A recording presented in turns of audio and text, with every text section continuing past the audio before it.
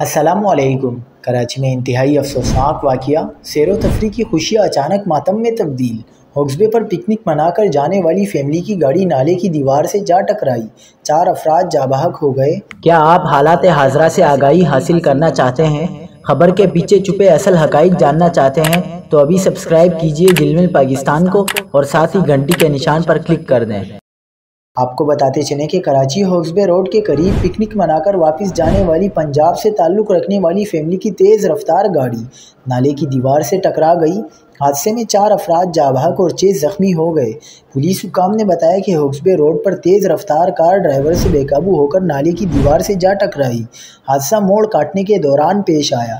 Karachi hoax بے پر 10 افراد کی فیملی سے بھری کار نالے سے ٹکرانے کے حادثے میں خاتون اور 2 بچیوں سمیت 4 افراد جاں بحق اور 6 زخمی ہوئے، جن میں سے 3 کی حالت تشویشناک بتائی جا رہی ہے۔